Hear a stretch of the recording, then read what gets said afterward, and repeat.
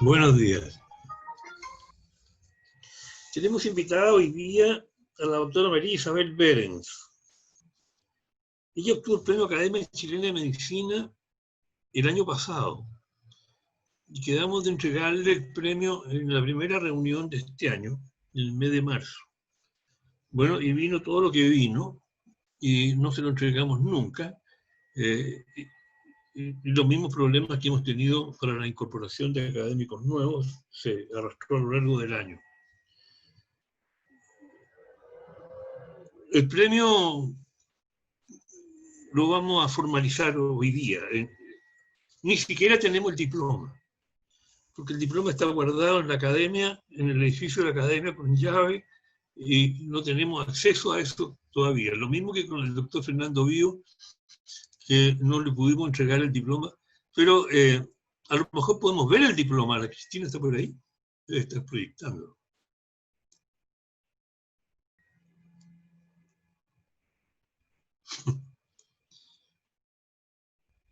Para que vea que es cierto, pues, doctora Behrens. Muchas gracias. Se ve perfectamente. Muy bien. Este premio fue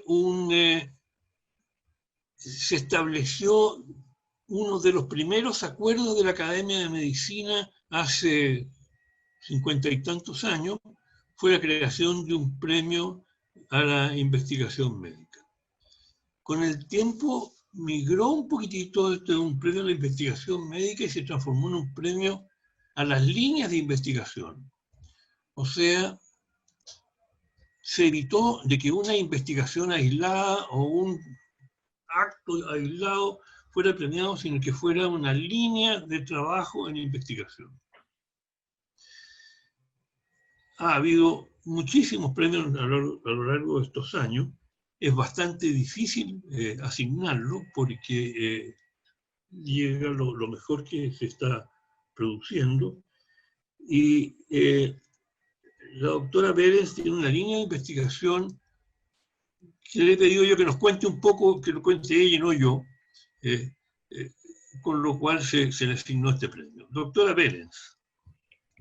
Encantada. Entonces, quiero en primer lugar agradecer a la Academia, agradecer al doctor Rodolfo Armas y al doctor Arnaldo Quesada y a todos los miembros que están aquí por el premio, que me llena de orgullo y felicidad.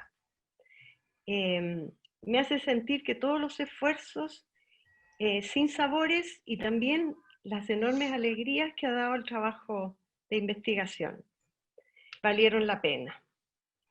Durante la carrera de medicina siempre dudé si quería medicina, si quería investigación, no lograba decidirme, finalmente terminé medicina, me fui a la investigación, volví a la neurología a hacer la especialidad y al final hago las dos cosas.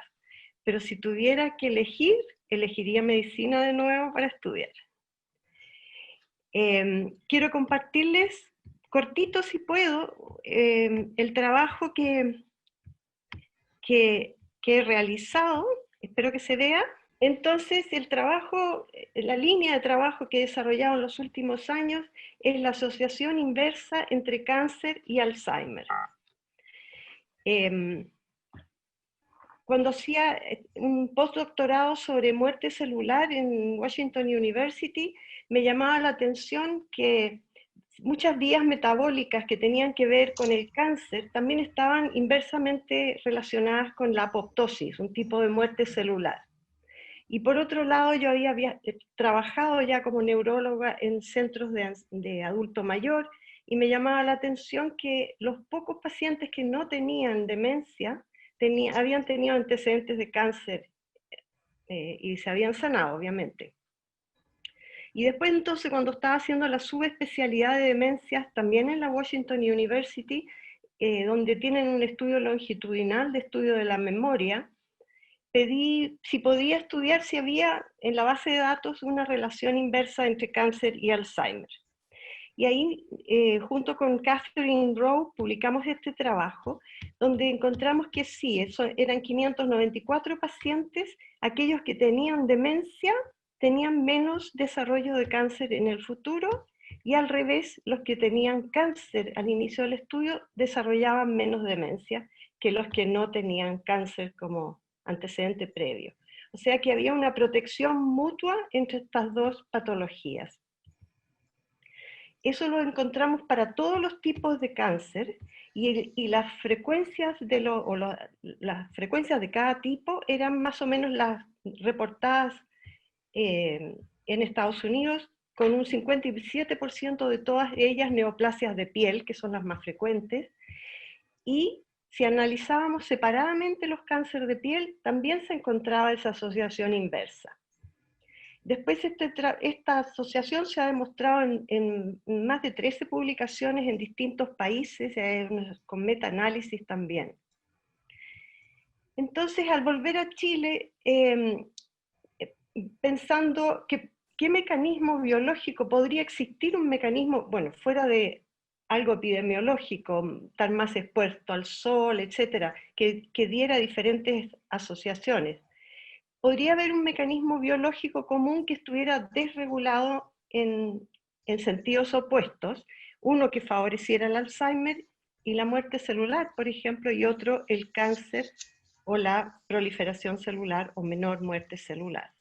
Y entonces decidimos estudiar los mecanismos de muerte celular, la susceptibilidad a la muerte celular en pacientes con cáncer, en otros pacientes con Alzheimer, y elegimos cáncer de piel, porque es el más frecuente, el más inocuo, y la hipótesis era que los pacientes con historia de Alzheimer tienen menos riesgo, tienen mayor susceptibilidad a la muerte celular que inducíamos por peróxido de hidrógeno que los pacientes con cáncer.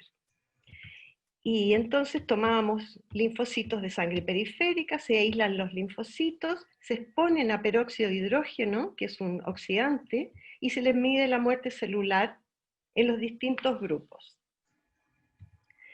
Y encontramos que efectivamente los pacientes con Alzheimer tienen mayor susceptibilidad a la muerte celular que los con cáncer, que son los círculos abiertos, y los controles caían en una posición intermedia.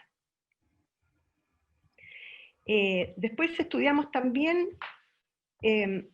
la susceptibilidad según el grado de demencia, y encontramos que los que tienen mayor severidad de demencia, medido con CDR3, que son los azules, tienen mayor susceptibilidad a la muerte que los que tienen Alzheimer moderado y los controles que son CDR0, y esto se correlacionaba también con el puntaje en el test MoCA, que es un test de medición del estado cognitivo.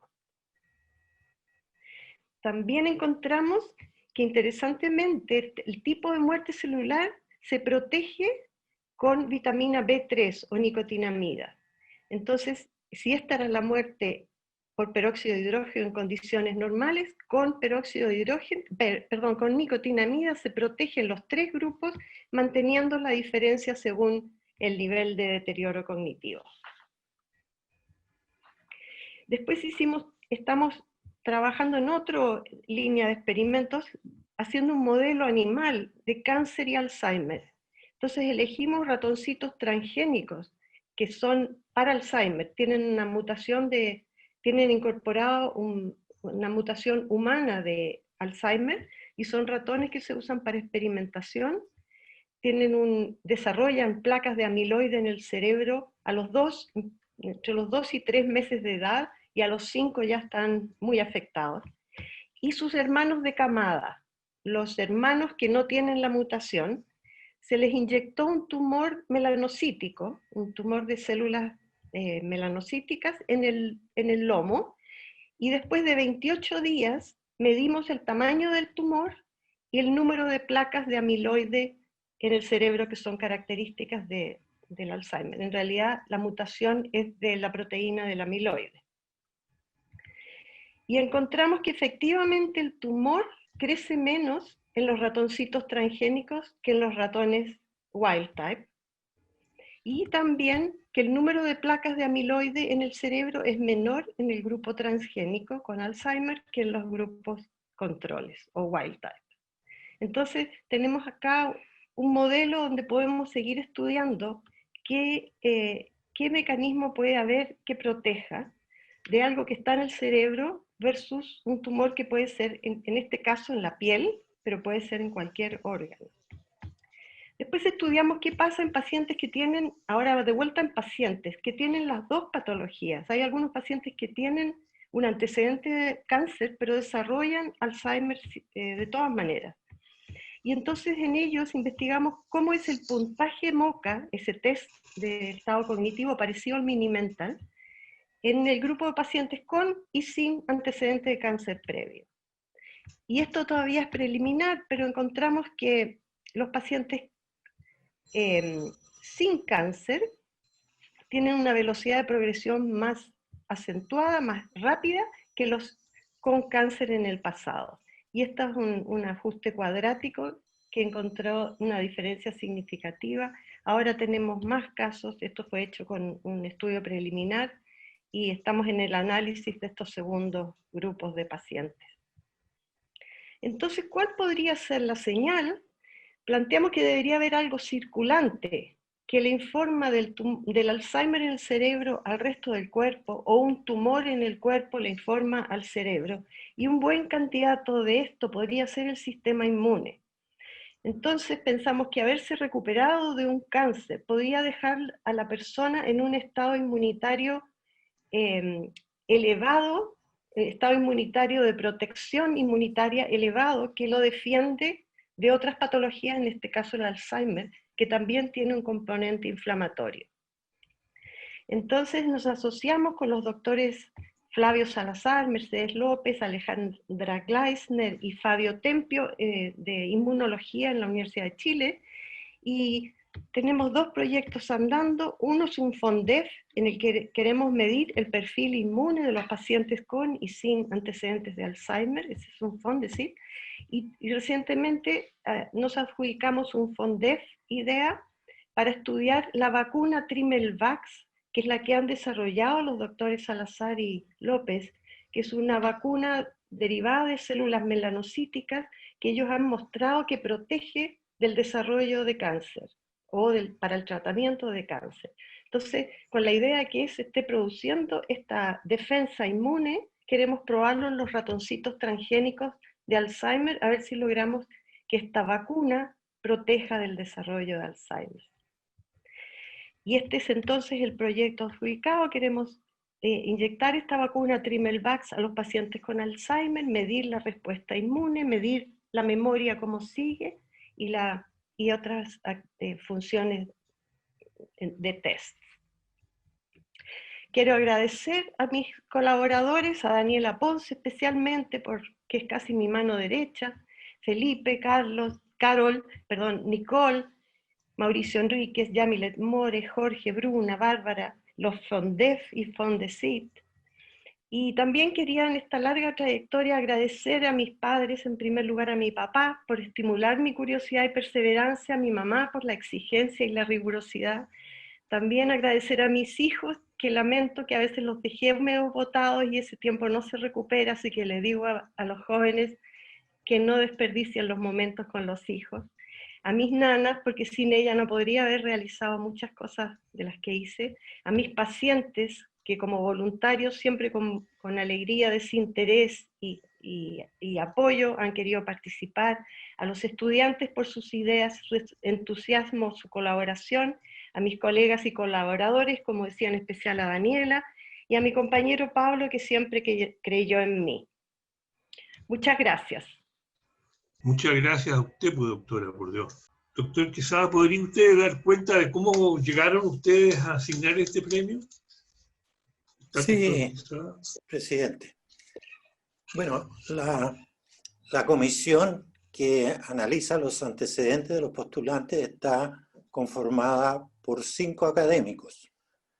En el periodo regular, como fue el caso para seleccionar a la doctora Berens, nos reuníamos periódicamente y analizamos tanto los candidatos que habían sido propuestos por los decanos, por las sociedades científicas, pero también nos dimos el trabajo, particularmente algunos de los miembros, en buscar personas que pudieran cumplir con los requisitos que están establecidos en la normativa. De manera que para llegar finalmente a la decisión, analizamos más de 10 currículum en esa oportunidad.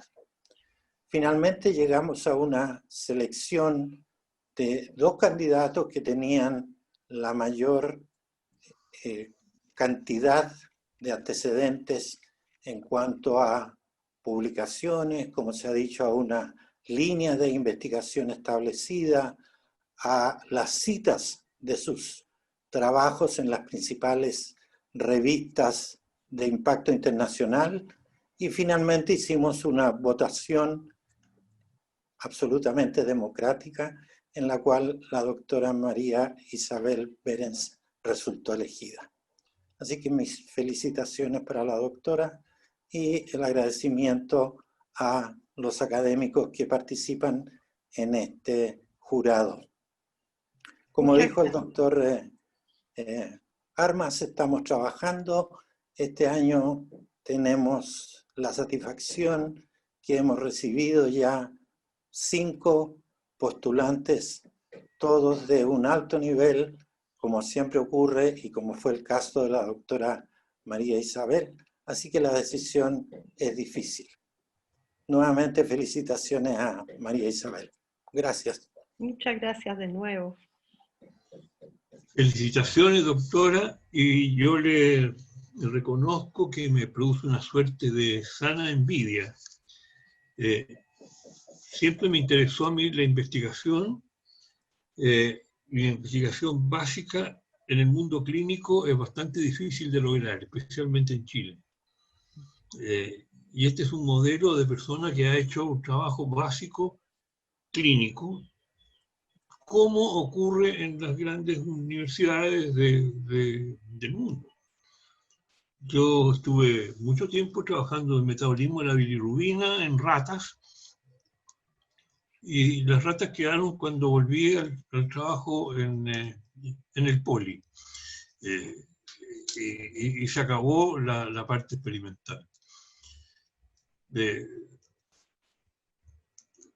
Da envidia, y yo creo que hay una esperanza en que esto se recupere en Chile o se desarrolle más con las becas, con los doctorados asociados a formación de especialistas. Que ya los estamos viendo funcionar en alguna medida. Así es, yo quería solo agregar que no es fácil, como usted dice, y cuando uno estaba en clínica la miraban como raro porque se dedicaba a investigación, y cuando volvías al laboratorio también como rara porque uno hacía clínica. Entonces ese estigma creo que se tiene que ir eliminando para poder desarrollar mejor la medicina básico-clínica, la investigación, y para eso están los SICA, y soy la directora ahora del Centro de Investigación Clínica Avanzada. Seguimos el modelo del doctor Bio en el IDIMNI, y ya hay varios chicos que hicieron su doctorado en ciencias médicas con especialidad y que están dedicados a la investigación básico-clínica, así que yo creo que va a haber una masa crítica en el futuro. Ojalá, la felicito, muchísimas gracias. Seguimos con nuestra tabla.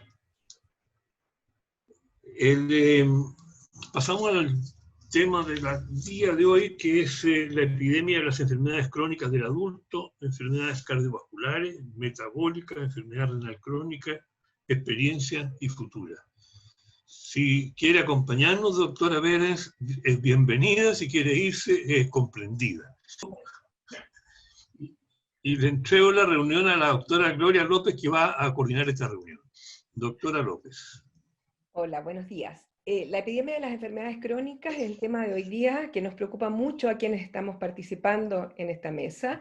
Me acompaña el doctor Fernando Lanas, Emilio Ressler y Joaquín Montero, a quienes agradezco su preocupación para tratar de que esto sea interesante y no demasiado largo.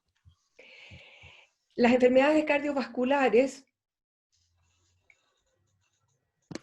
son la causa de muerte más importante en el mundo los factores de riesgo de estas enfermedades se asocian con la hipertensión arterial, la diabetes, la obesidad y otras condiciones como sedentarismo, tabaquismo, alimentación poco saludable.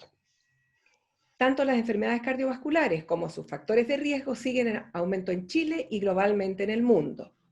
Y estos factores y su mortalidad afectan de manera muy poco equitativa y desproporcionada a los países de más bajos ingresos y en todos los países de manera preponderante y muy triste a la población más desprotegida.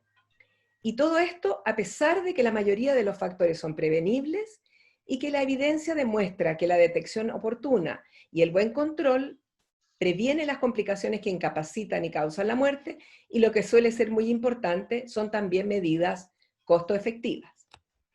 Esta triste realidad que tenemos en nuestro país no ha mejorado, y veamos que en la encuesta de salud del año 2017, un 33% de la población adulta fumaba, un 27% de la población adulta tenía hipertensión arterial, y la sigue teniendo desgraciadamente, y no ha cambiado, no ha evolucionado favorablemente con las sucesivas encuestas. Un 3,3% ha tenido un infarto del miocardio declarado, y un 2,6% accidente vascular cerebral.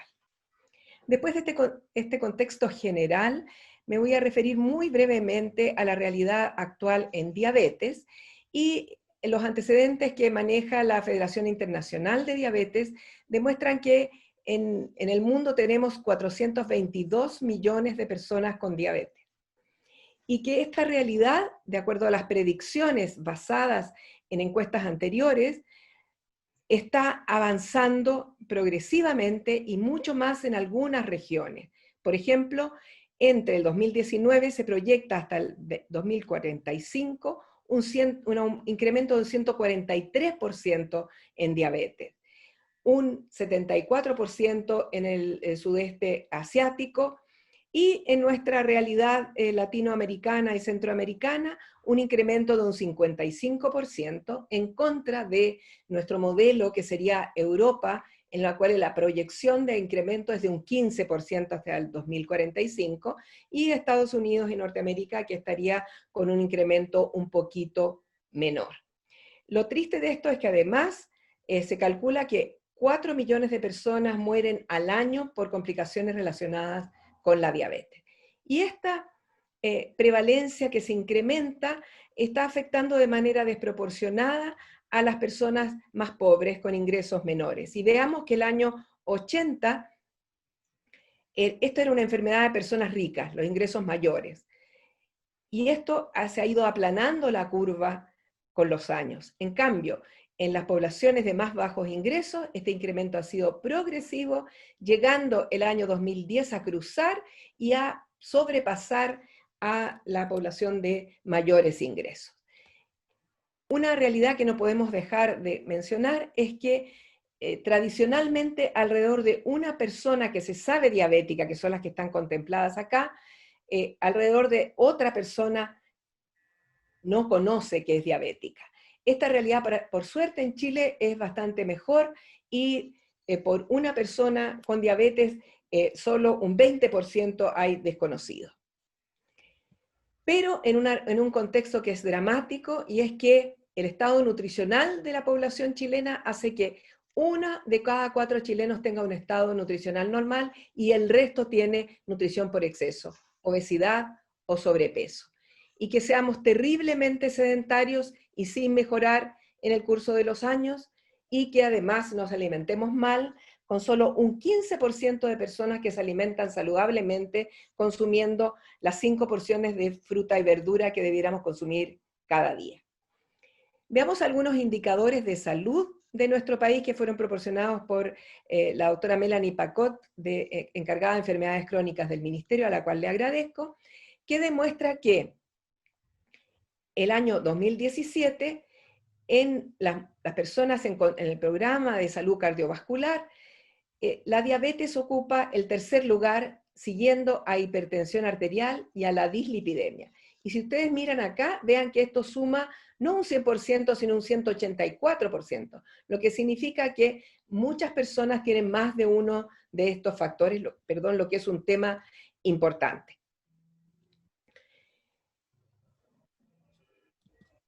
En cuanto a mortalidad, veamos que por sistema la diabetes estaría incorporada en el grupo de la sexta causa de mortalidad, enfermedades endocrinas, nutricionales y metabólicas, y que cuando se segrega por patología específica, veamos que ocupa el cuarto lugar siguiendo a las enfermedades del corazón, isquémicas del corazón, accidentes cerebrovasculares y cáncer.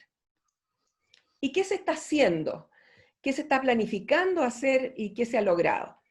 Veamos que la cobertura efectiva con buen control de la diabetes el año 2010, que fue la base para fijar las metas de desarrollo en salud por el programa Elige Vivir Sano del Ministerio, encontramos que solo un 30% de la población de diabéticos en control tenían una hemoglobina glicosilada menor del 7%, que es la meta terapéutica.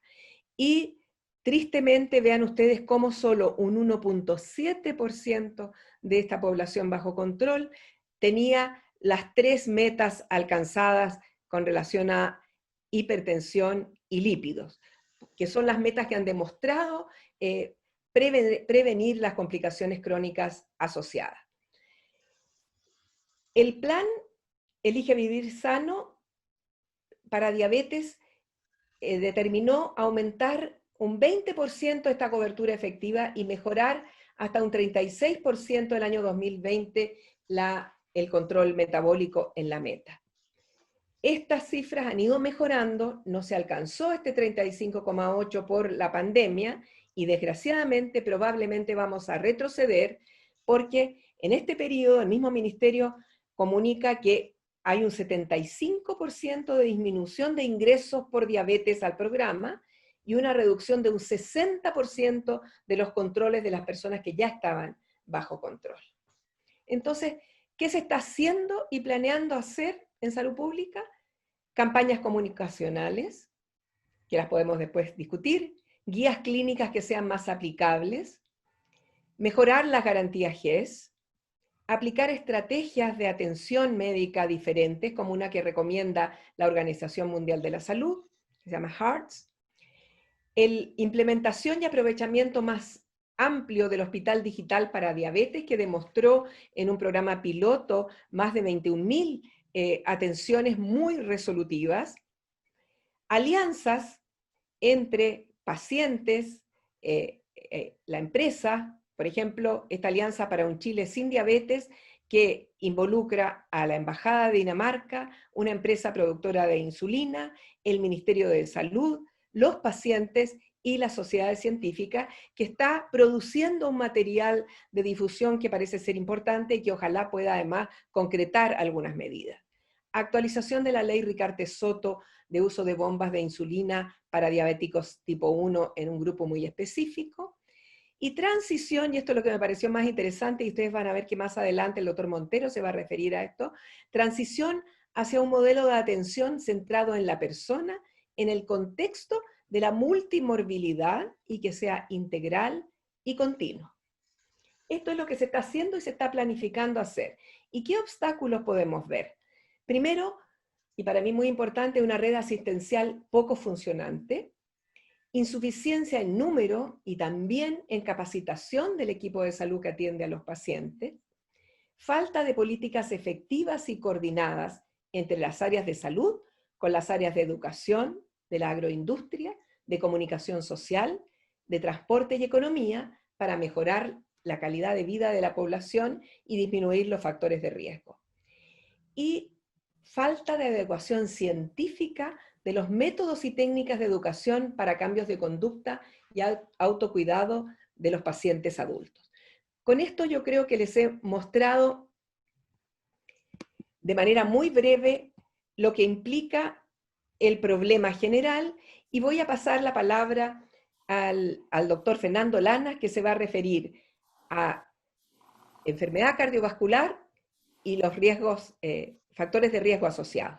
Doctor Lanas. Bueno, muchas gracias, Gloria. Buenos días a todos. Un gusto de verlos de este sur profundo e intensamente infectado.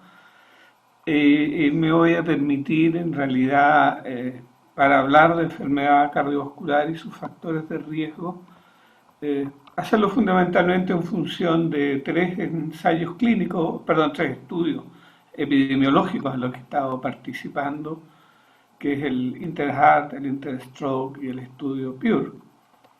Y las tres cosas que quiero mostrarles, que bueno, las enfermedades cardiovasculares son altamente prevenibles, ustedes todos lo saben muy bien, pero ponerle números a esto. Segundo, cuán óptima es la terapia de prevención secundaria en la región y en Chile. Por razones de tiempo no voy a hablar de prevención primaria. ¿Y cuáles son las consecuencias de este control subóptimo que tenemos de los factores de riesgo? Estos son los factores que explican el 90% de los infartos en el mundo, en el sentido que el INTERHEART fue un estudio grande, 15.000 casos, 15.000 controles en los 5 continentes, digamos. Ustedes ven que la dislipidemia, el tabaco y por factores psicosociales me refiero a estrés y depresión, hipertensión, diabetes, ¿no es cierto? Y algunas cosas de estilo de vida no saludable. Y me permití poner en rojo lo que planteaba la doctora López, que es lo que está pasando con la pandemia. Todo lo que está en rojo son las cosas que razonablemente empeoraron en la pandemia. Lo único que pudiera ayudarnos a algo es que el consumo de alcohol parece protector desde el punto de vista del infarto del miocardio. Y hay un mayor consumo de alcohol en este periodo. La mala noticia es que si uno mira los datos del INTERSTROKE, que también es un estudio grande, 13.000 casos, 13.000 controles, de algún modo representativo de lo que pasa a nivel del mundo. El alcohol aumenta el riesgo de stroke, así que ni siquiera podemos consolarnos en la pandemia pensando que estamos protegiéndonos desde el punto de vista cardiovascular. Y los factores de riesgo son los mismos, aunque pesan diferente. Ustedes ven que hipertensión en accidente vascular es más importante que dislipidemia. Y de nuevo, estos 9 factores de riesgo explican el 90% del riesgo atribuible. Esto mirado al revés quiere decir que si estos factores de riesgo no existieran, el accidente vascular y la cardiopatía isquémica serían enfermedades raras, digamos. Así que hay como una tremenda promesa si realmente logramos controlar estos factores de riesgo. Y para mostrarles, estos son datos de la cohorte PURE, en el cual ustedes ven el consumo de frutas y el consumo de legumbres dividido por quintiles. Y si uno consume 3 o más frutas al día o consume legumbres diariamente, ustedes ven que la reducción de riesgo es de un 30 y de un 40%. O sea, esta simple acción de estilo de vida es más poderoso que cualquier medicamento que podamos tomar. Sabemos también, y voy a mostrar un solo ejemplo, que hay múltiples medicamentos que reducen el riesgo cardiovascular. El más barato y accesible de esto es la aspirina. Ustedes ven que en prevención primaria o en prevención secundaria hay una reducción de riesgo que se acerca a un quinto de los eventos. Que en prevención primaria probablemente, dado que los eventos afortunadamente no son muy frecuentes, se equilibra la prevención con el aumento de riesgo por hemorragia, y en general la aspirina en prevención primaria no se usa. Pero el impacto en prevención secundaria es muy marcado. Y si uno quisiera hacer esta simulación, y tengo la impresión de que alguna vez yo ya la he mostrado en la academia, si un sujeto después de un infarto decidimos no hacerle nada, digamos, tenemos que esperar que un 18% va a hacer un nuevo infarto o va a morir de enfermedad cardiovascular dentro del año. Como les mostraba, la aspirina reduce este riesgo en un 20%, así que si tan solo toma aspirina, el riesgo baja a 14%. Si además toma un bloqueador beta, el riesgo baja a 10%. si además logramos bajarle la presión sistólica tan solo 10 milímetros y la diastólica 5, reducimos el riesgo a 7,5 y si agregamos estatina el riesgo se reduce aún más. Entonces con 4 medicamentos baratos, accesibles, con pocos efectos adversos, podemos reducir en 2/3 el número de eventos en prevención secundaria. En prevención primaria no es tan impactante los números, pero igual es altamente efectivo. Y si uno tiene más recursos, puede agregar más cosas a los 4 medicamentos. Estos son los datos nuestros del estudio COMPAS que se publicó en 2017, en el cual pacientes con enfermedad vascular estable se le agregó al uso de aspirina, el uso de rivaroxaban, y ustedes ven que de nuevo hay una reducción de 1/4 de los eventos. Y uno puede agregar más, ¿no es cierto? Y si yo logro que deje de fumar, ¿no es cierto? Si yo logro que haga ejercicio. Así que hay una tremenda promesa de efectividad en la prevención. Entonces, bueno, uno esperaría que con estos resultados tan promisorios tuviéramos muy buenos resultados en nuestra prevención, y voy a mostrar los datos de prevención secundaria porque es donde tengo más datos personales. Esto es, antes de entrar en la prevención secundaria, nosotros hicimos un estudio con Argentina y Uruguay, que es el estudio SESCA, 7.500 sujetos, 2.000 de ellos en Chile, y la doctora Cerón de mi facultad se interesó en ver, bueno, cuántos de estos en realidad tenían lo que se llama un riesgo cardiovascular ideal, y el riesgo cardiovascular ideal está ahí, digamos, glicemia bajo 100, presión bajo 120/80, un colesterol total no demasiado ambicioso, hacer una buena dieta, hacer actividad física. Ustedes ven la proporción en que esta muestra de población general, este es un estudio poblacional con muestreo aleatorio estratificado por nivel socioeconómico. Ustedes ven que algunas cosas se cumplen bastante bien, como tener una glucosa adecuada, no fumar, alrededor del 70%, pero eso no pide todos estos factores. En realidad parece que había una sola señora en Uruguay que no tenía ninguno de los 7 factores, y estábamos todos súper interesados en entrevistarla para ver cómo lo lograba. Así que en población general el control de los factores de riesgo es malo. ¿Qué pasa cuando uno ha tenido un evento? Y esto lo miramos en los datos del PURE, que hizo en el momento que tenía 150.000 participantes, y 7.500 reportó en el corte basal haber tenido un accidente vascular cerebral o un infarto. Y en esas 7.500 personas vimos qué tal nos iba con la prevención desde el punto de vista de estilo de vida y después cómo iba desde el punto de vista farmacológico. Y estos son los datos de estilo de vida, y para estilo de vida en realidad consideramos solo 3 elementos: que siguiera una dieta adecuada, que hiciera ejercicio y que no fumara. Las barras más blancas son los sujetos que después de un evento vascular mayor no hacían dieta adecuada, no hacían ejercicio y fumaban. Y ustedes ven que a nivel mundial esto era aproximadamente un 15% y en América Latina se acercaba a 1 de cada 5.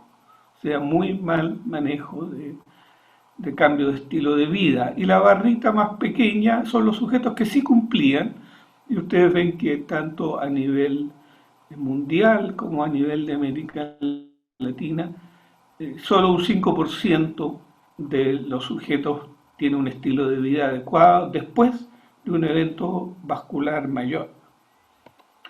Ahora, si uno lo que mira, quiere mirar qué pasa con el uso de fármacos, aquí agregué América Latina en la barrita rosada en comparación con Norteamérica y Europa, que es la barrita azul. El uso de antiplaquetarios en nuestra región era prácticamente la mitad que en los países más desarrollados. El uso de bloqueadores beta, el uso de IECA o ARA2 no era tan diferente, afortunadamente, en eso no estábamos tan mal, pero en el uso de estatinas en realidad era una vergüenza. El 15% de los sujetos en prevención secundaria en América Latina estaba tomando estos fármacos.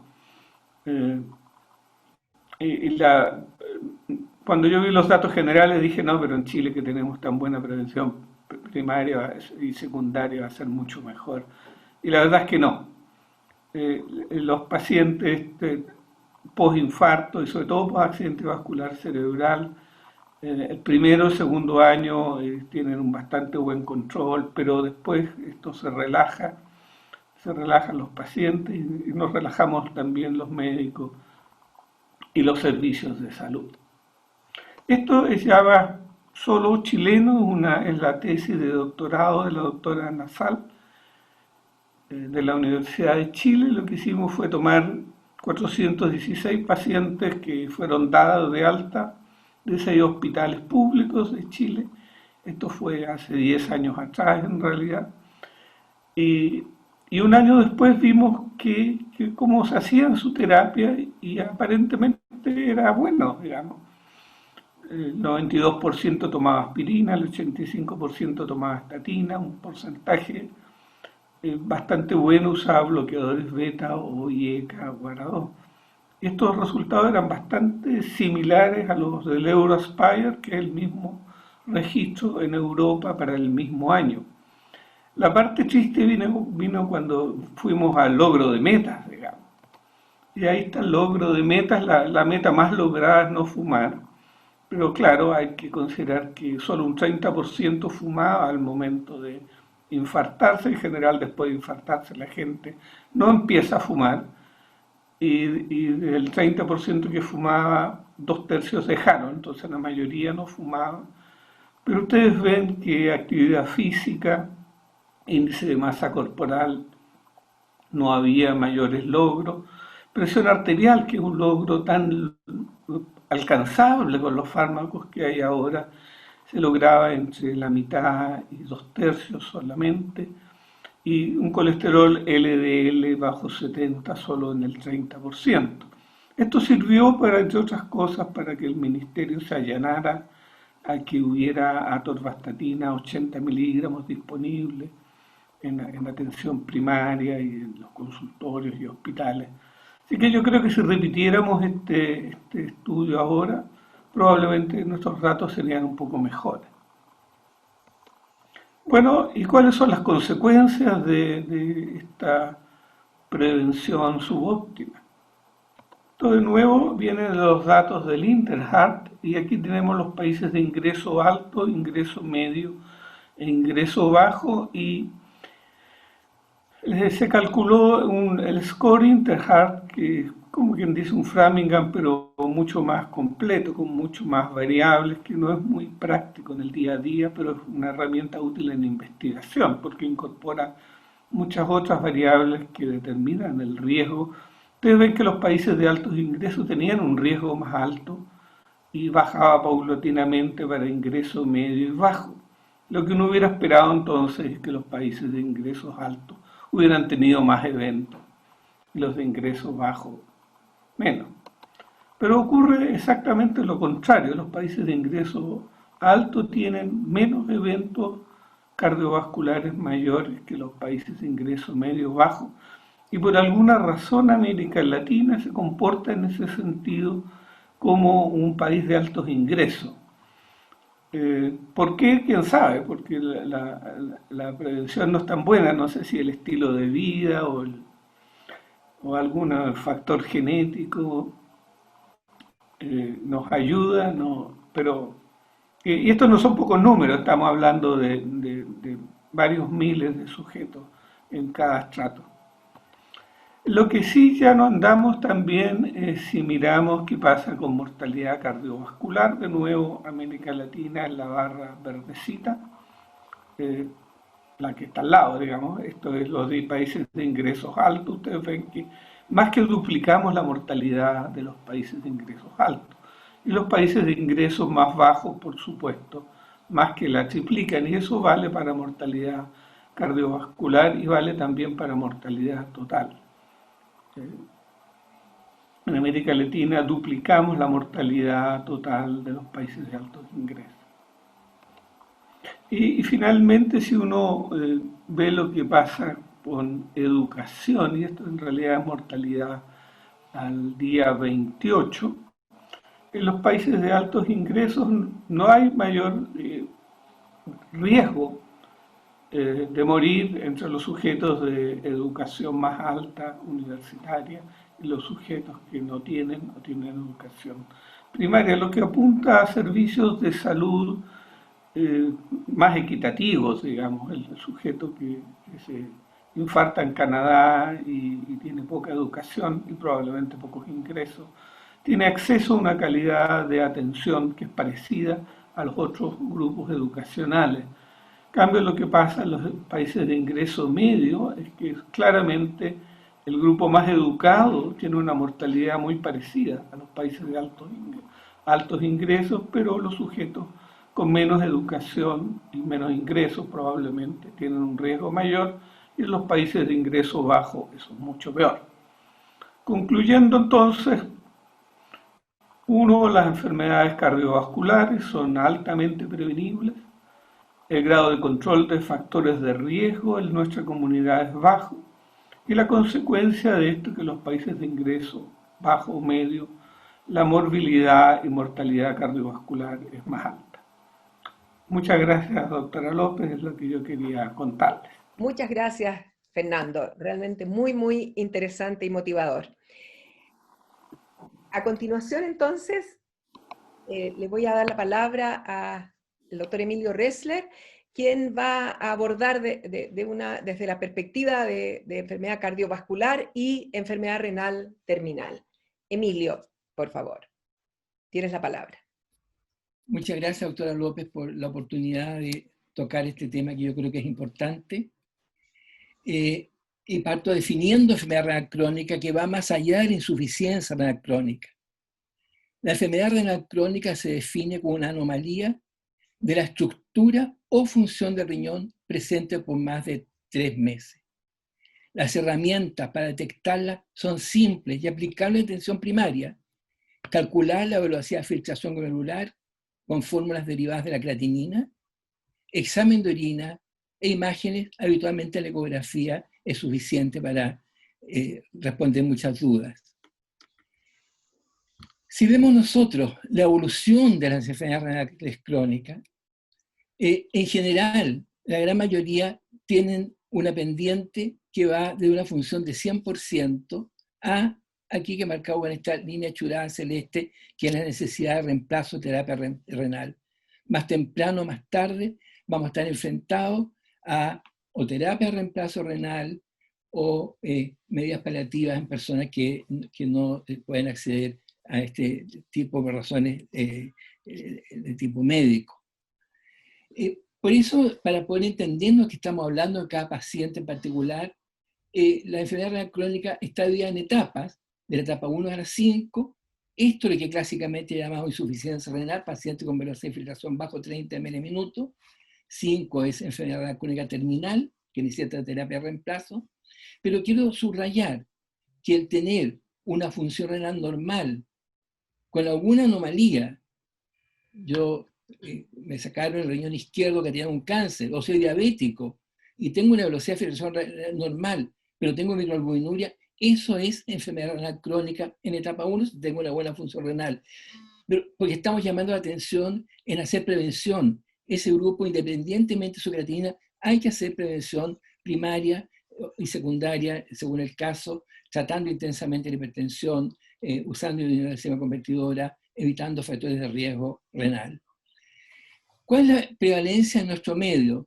Tenemos 2 fuentes de información. La primera es la encuesta nacional de salud, la última, que muestra un 3,2%, que es muy parecida a la primera encuesta nacional de salud del año 2010, esta del año 2017-18.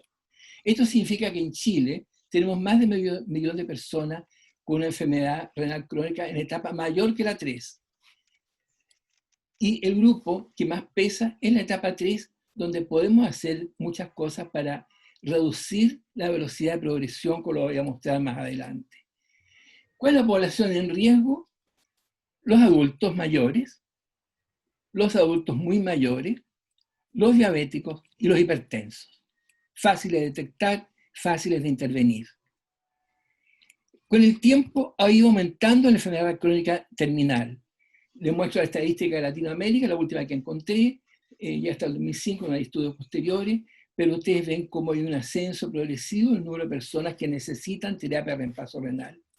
En Chile, esta es la segunda fuente de información, tenemos datos muy duros, porque como el Estado paga la diálisis a más del 95% de las personas, sabemos cuántas personas están en diálisis. Ustedes ven cómo desde el año 2000, de 1980 hasta la actualidad, ha ido aumentando progresivamente el número de pacientes en diálisis, y en este momento tenemos en Chile 23.500 personas en diálisis, hemodiálisis, y 1.500 personas en peritoneo diálisis, con un costo anual para el país de 312 millones de dólares. Y a nivel de las personas, hay un enorme impacto económico, psicológico y social por la pérdida o invalidez del jefe o madre de una familia, y eso no está cuantificado. Pero sí sabemos que la mitad de los enfermos que están en diálisis están en edad productiva, entre 21 y 59 años. Además, la enfermedad renal crónica es un potente factor de riesgo cardiovascular, algo más a lo que decía Fernando. Este es el riesgo cardiovascular de personas que tienen una velocidad de filtración mayor de 60 miliminutos. Este es el riesgo cardiovascular de las personas que están en etapa 5 de enfermedad renal crónica, 17 veces más riesgo cardiovascular. Se nos mueren más pacientes por accidentes vasculares que por los trastornos urémicos, sin duda. ¿Es prevenible la enfermedad renal crónica? ¿O es desacelerable su evolución? Veamos la etiología en Chile en base a la estadística del doctor Poblete, que presenta año a año la estadística de los pacientes en diálisis. Estas son las etiologías de la enfermedad renal crónica en Chile, los pacientes que están en diálisis. 38% diabéticos y 12% hipertensos que llegan a la diálisis por hipertensión arterial. Eso da más de la mitad. En estos grupos, diabético y nefroesclerosis, la prevención es tratar bien la diabetes, es tratar bien la hipertensión arterial, es tratar bien los factores de riesgo vascular que tan brillantemente mostró el doctor Lana. Hay un grupo de causa desconocida, que eso no es culpa de nadie, un poco porque la enfermedad renal crónica es silenciosa. En todas partes del mundo hay un grupo desconocido. Estamos bastante bien en esto, estadística de otras partes, un tercio. Nosotros, en la última estadística, era un 3%. Y esta enfermedad inmunológica, que se puede intervenir, uropatía obstructiva, que no debería haber falla renal por uropatía obstructiva si se descubren a tiempo y se tratan a tiempo, pacientes trasplantados que rechazan, etc. En estas patologías, ¿qué significa prevenir? Aplicar normas del manejo de hipertensión arterial, que la estamos redactando con la doctora Valdés desde de los años 70, del año 77, que redactamos las primeras. Manejo óptimo del diabético. Diagnóstico precoz de las glomerulopatías, cuando están inflamadas, antes que haya fibrosis se pueden tratar muchas de ellas. Tratamiento óptimo de las mesencopatías, cuando el riñón, el glóbulo está inflamado, antes que haya cicatrices irreversibles. Tratar precoz la neuropatía obstructiva es imperdonable. El que yo veo en el hospital, paciente anciano con sonda Foley, meses, infecciones una tras otra, porque no hay horas en pabellón para poder resecar la próstata. Buena nefrología pediátrica, en Chile tenemos muy buena nefrología pediátrica, estudio bioquímico precoz y tratamiento de urolitiasis, estudio bioquímico para que no recaiga, y control de la venta antiinflamatorio. En Chile se venden las micros, se venden las ferias, no hay ningún control sobre esto, que es un factor de daño renal sin duda. Una vez establecida, la otra pregunta, la enfermedad renal crónica, no la pude prevenir, apareció. ¿Puedo hacer algo? Sí, podemos hacer algo. En alguna hay tratamiento etiológico, lupus, nefropatía lúpica, sigo cualquiera de los protocolos actualmente vigentes y muchos de ellos mejoran, perfecto. Seguimiento, estar atento a un nuevo rebrote para tratarlo precozmente. Una uropatía obstructiva, tratar precozmente, lo mismo. Pero la gran mayoría siguen esta pendiente que les mostré, que avanza lentamente a este punto cuando se plantea terapia de reemplazo renal. ¿Podemos hacer algo ahí? Sí. aquí hay factores de progresión, factores que determinan cuál es la pendiente de esta curva, si esta curva sigue esta evolución o sigue una evolución en el tiempo más benigna, que demore más tiempo en llegar a diálisis. Y los factores de progresión los estamos conociendo y se pueden tratar, y esta curva la podemos empinar hacia horizontal. Si no tratamos los factores de riesgo, vamos a llegar a diálisis aquí. Si los tratamos, vamos a llegar a diálisis acá, o puede que la vida no le alcance para llegar a diálisis. Esto es lo importante, tratar de factores de progresión para retardar la aparición de insuficiencia renal crónica terminal. ¿Cuáles son estos factores de progresión? Aquí están. Vamos a analizarlo uno por uno. Hipertensión arterial. Aquí tienen ustedes el número de pacientes fuera de diálisis al cabo de 15 años, normotensos versus hipertensos. Enorme la diferencia, 60% de diferencia. Parvin, esto lo aplicó en una cohorte pequeña, pero muy bien seguida, de diabéticos tipo 1, eran 10 enfermos, que a lo largo del tiempo les fue subiendo la presión arterial, fue cayendo la función renal a una velocidad de pérdida de 1 ml por mes, o sea, si tenía 24 ml al día, en un año más iba a estar en diálisis, había perdido 2 ml, y la proteinuria como iba subiendo. Aquí inició tratamiento antihipertensivo adecuado con las drogas antiguas, antes los inhibidores convertidoras, antes los sartanes, antes los YECA. ¿Qué logró? Bajó la presión arterial, bajó la proteinuria, y esta pendiente que venía bajando en esta pendiente de 1 ml por mes, redujo la velocidad a una velocidad de 0.4 ml por mes de pérdida renal. Tratamiento de la hiperfiltración. Manejar hipertensión glomerular que se produce porque se aprieta la arteria deferente por la angiotensina. Manejo de la hiperglicemia, dieta hiperproteica. Controlarla, evitar la dieta hiperproteica. Papel de la hipertensión. Le voy a mostrar un solo estudio, que es, y lo encuentro brillante, una observación en una autopsia de un diabético, que el riñón derecho tenía nefropatía diabética y el riñón izquierdo no la tenía. ¿Cómo es esto? Si los dos están bañados con la misma sangre, que tienen la misma cantidad de glucosa y tienen la muy poca cantidad de insulina los dos. Bueno, al revisar la autopsia, el riñón del lado izquierdo, que no tenía nefropatía diabética o mínima, tenía una estenosis de la arteria renal. Es decir, estos glomérulos estaban protegidos de la hipertensión arterial por una estenosis de la arteria renal de ese lado. Luego, la diabetes, para producirse este desastre que hay acá, se necesita diabetes, pero además hipertensión arterial, que genera hipertensión glomerular. El mismo investigador, el doctor Remke, patólogo chileno, que está en Harvard, que hizo su pregrado y su internado en el Hospital Salvador, que nos ha ayudado mucho a la Sociedad de Nefrología, tiene este estudio. Son ratas que se produce diabetes experimental, y al cabo de 70 semanas se la sacrifica, y se mide el porcentaje de glomérulos escleróticos. Este es el grupo control, 2%, habían envejecido igual que los seres humanos. Los diabéticos tenían 6 veces más esclerosis glomerular. Los tratados, las ratas tratadas de hipertensión arterial con remedios antiguos, sin bloqueo del eje adrenina-angiotensina, tenían 1/3 solamente de esclerosis glomerular comparado con las ratas diabéticas no tratadas, pero a las que se le agregaba enalapril, o captopril en este caso, que se bloqueaba la angiotensina, se dilataba la arteriola deferente del glomérulo y bajaba la presión del glomérulo, el glomérulo no se dañaba mecánicamente por la hipertensión arterial y el número de glomérulos escleróticos era igual al grupo control. Se midió la presión del capilar glomerular por micropunción de los glomérulos y el grupo diabético la presión era 64, el que se le bajaba la presión con remedios clásicos 56, pero al que se le hacía desaparecer la angiotensina era 44 milímetros de mercurio la presión glomerular. El ser humano, muy parecido, con menos estudios porque son seres humanos. El doctor Levis en los años 91 publicó en el New England este estudio que me encontró fantástico. Diabéticos tipo 1, que se trata de hipertensión arterial con captopril, los en rojo, y sin captopril, los en amarillo. Ambos grupos se hacen normotensos, pero el captopril agrega algo más.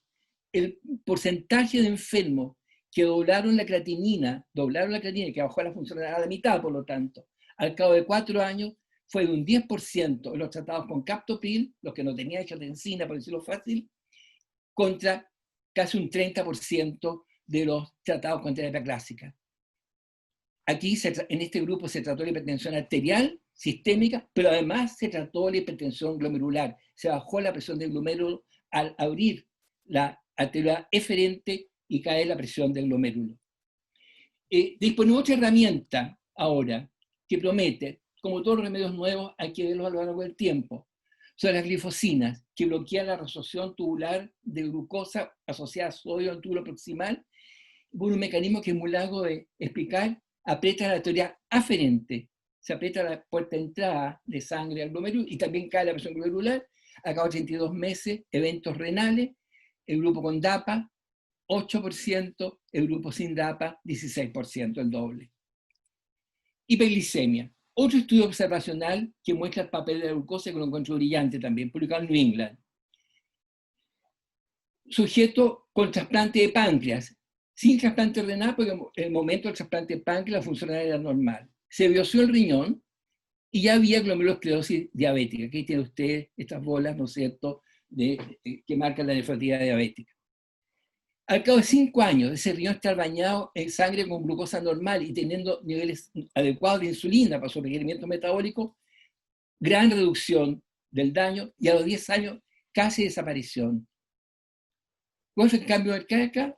Metabolismo de glucosa normal versus metabolismo de glucosa normal, y este estudio conocido por todos, tratamiento intenso de eso habitual, muestra que el tratamiento intenso baja la microalbuminuria, baja la proteinuria y disminuye el porcentaje de enfermos que doblan la creatinina. Tratar la proteinuria, bajando la hipertensión glomerular con IECA o ARA2. Evitar nefrotóxicos. En los pacientes que tienen enfermedad crónica, por favor, pensar 2 veces antes de dar un IECA. Un inhibidor de las prostaglandinas, un antiinflamatorio. Pensarlo 2 veces antes de indicar un medio de contraste para un examen de imágenes. Ver si puede usarse otro método para el diagnóstico, eco, escáner sin imagen o gadolinio en resonancia. Y tratar precozmente la reactivación de la enfermedad de fondo cuando es intratable y hay un buen seguimiento de los retornos. ¿Cómo manejar esto? ¿Qué logística seguir?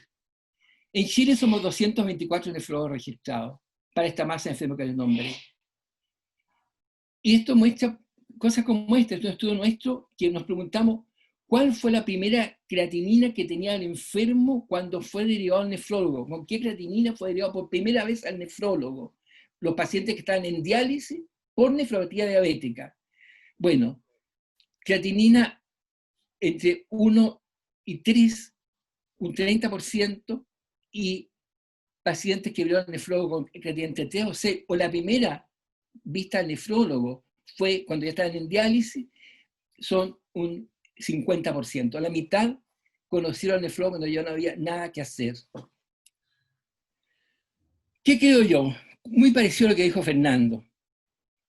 Delegar parte de la atención a médico de atención primaria, mediante guías clínicas, educación médica, educación de enfermos, y atención delegada con participación de otros miembros de equipos de salud que nos ayuden, enfermeras que nos ayuden en seguimiento y educación de los enfermos, educar a los enfermos, y sistema de atención a distancia en este país largo y angosto. Y estamos fallando en esto, el sistema de derivación de atención secundaria y terciaria. Los médicos generales hacen esfuerzos por tratar a los enfermos, pero la que llega a nosotros de consulta no hay horas nefrológicas. Este es un problema que hay que solucionar. Pero aquí podemos intervenir. Tenemos guías de prevención de enfermedad renal crónica. Esta es la segunda versión. Este es un estudio nuestro que demuestra la importancia de tener un policlínico especializado con enfermeras que hagan educación médica, nutricionistas que hagan educación nutricional. Comparé yo la adherencia al tratamiento y el porcentaje de éxito del tratamiento a 18 meses en pacientes vistos en el Policlínico del Hospital Salvador en forma tradicional, con pacientes en el Policlínico de La Faela, con un gran que tuvo para hacer ese estudio, donde el paciente era acogido en un buen policlínico, era educado, era seguido por enfermera, y la enfermera hacía controles intercalados con los nuestros para aumentar la posibilidad de contacto con el equipo de salud del paciente. Adherencia tradicional 23%, 93% cuando están educados los enfermos. Control de presión 10% contra 76% cuando están educados. ¿Cómo hacer prevención en lugares sin nefrólogo? Yo creo que la telemedicina bien usada como asistencia al médico general es una gran herramienta. Pionero en esto, el doctor Carlos Zúñiga, de la Pontificia Universidad Católica Santísima Trinidad del Biobío, y médico muy entusiasta del Hospital Talcahuano, publicó parte de su experiencia. El Hospital Salvador está a cargo de Isla de Pascua, el Hospital de Angaroa. Yo tengo que ver pacientes una vez a la semana a 3.764 kilómetros de distancia. Aquí, para mí ha sido, esta foto está autorizado por los quienes están acá. Aquí estoy atendiendo esta niña pascuense, pero como interfase tengo el doctor Pelongen, que me entrega ya los datos de una enfermedad que él examinó, los datos laboratorios ya digeridos, ¿no es cierto?, con preguntas concretas, y desde acá de Santiago yo trato de responder a sus preguntas y creo que estamos ampliando la acción del nefrólogo a distancia. Muchas gracias, doctora Valdés. En resumen, la enfermedad crónica es una epidemia del siglo XXI. Hay herramientas simples para detectarla en periodos precoces, creatinina, examen de orina. Centrar la pesquisa en población de riesgo, adultos mayores, diabéticos, hipertensos. Controlar la hipertensión arterial, diabetes, evitar los nefrotóxicos, tratamiento precoz de enfermedades inmunitarias de uropatía obstructiva. Una vez establecida sin una terapia específica, medidas para control de hiperfiltración glomerular, hipertensión, glicemia, bloquear la hidrogenina, dieta, y atender los pacientes en programas racionales, multidisciplinarios, con guías fáciles, y usar la telemedicina para atender. Gracias, doctora. Muchas gracias, Emilio. Para continuar y llegar a las posibilidades de solución o mejoría de esta realidad, le voy a dar la palabra al doctor Joaquín Montero, quien se va a referir a caminos posibles para el control de la epidemia. Muy bien, muchísimas gracias nuevamente. Encuentro fascinante estar conversando en medio de una pandemia, hablar de esta epidemia, pero que es, yo la encuentro una cosa tremendamente provocadora para todos nosotros como profesionales de la salud. No solamente es difícil, sino que es recontra difícil, pero es el camino que nos ha tocado recorrer. En esta presentación voy a referirme con particular detalle a la experiencia que hemos tenido en el Centro de Innovación en Salud de nuestro proyecto Áncora UC, que es un proyecto que ha destinado a fortalecer la atención primaria, desarrollando especialidades, suena divertido, desarrollando centros de atención y revisando las prácticas que estamos teniendo y que eso informe para que sirva al resto del sistema de atención primaria del país. Hemos también le pedido colaboración a la doctora Paula Margosini, quien nos ha dado, nos ha provisto datos de primera fuente de los estudios de la Encuesta Nacional de Salud.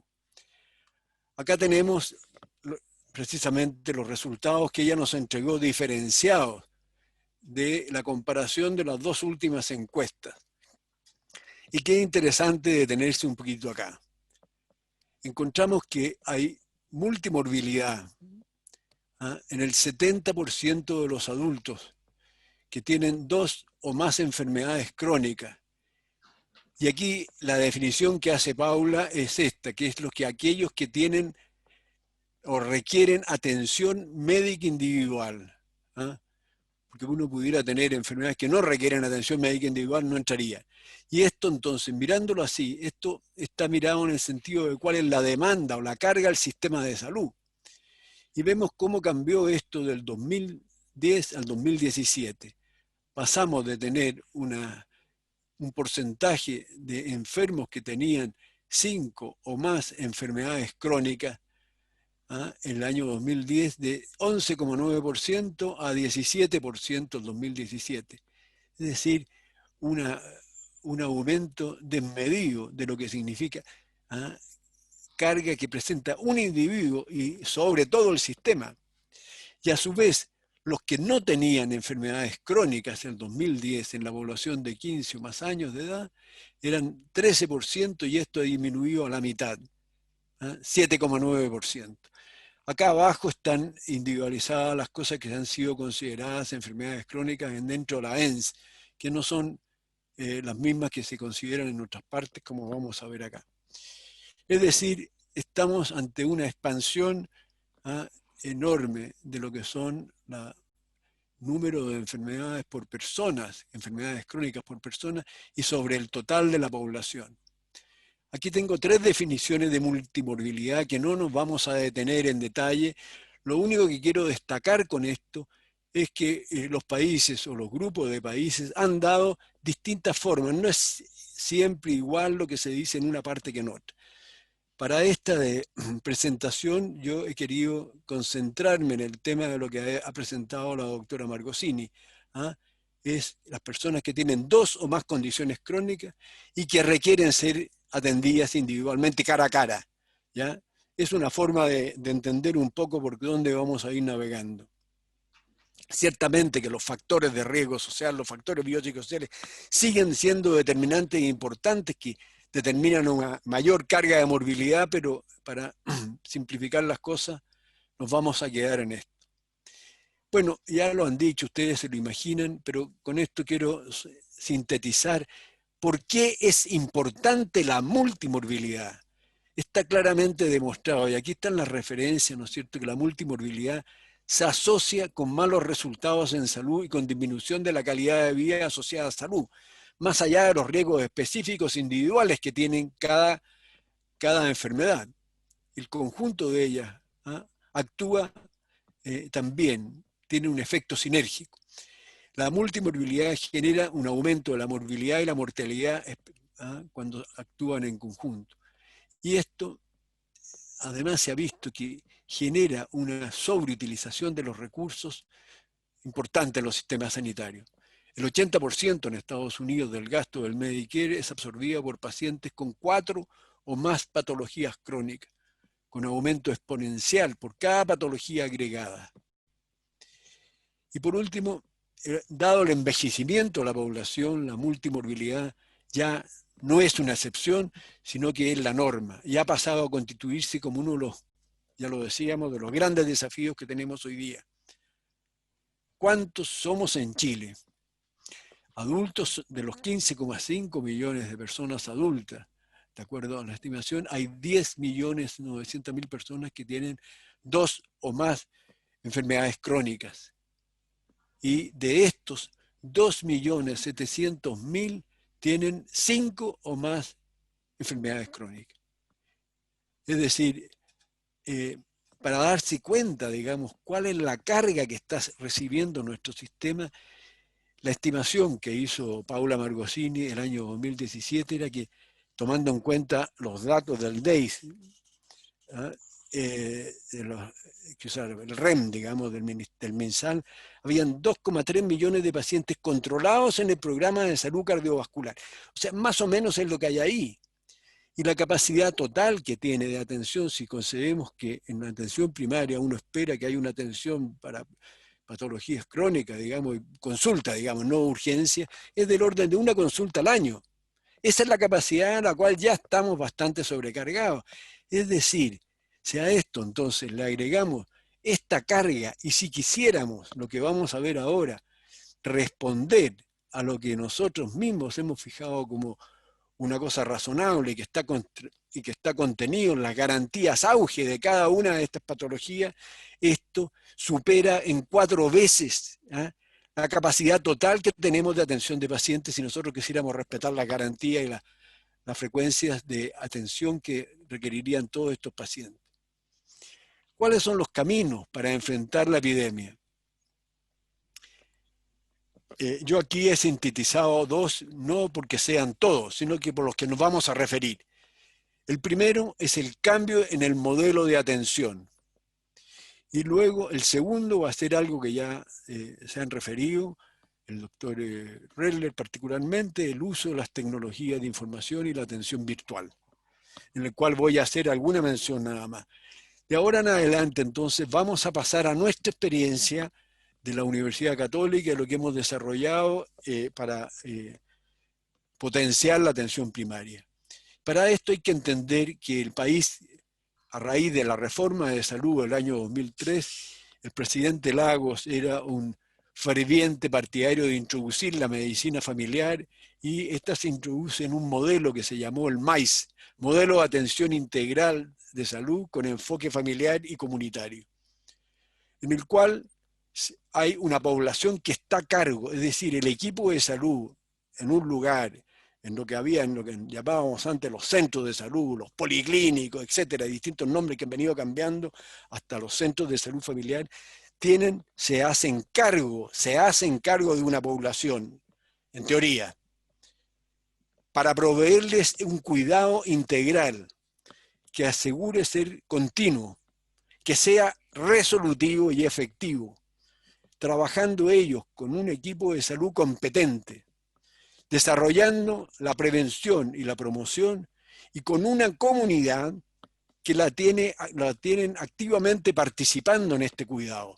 Como ustedes entienden, este es un modelo bonito, teórico, pero la realidad de esto es muy distinta.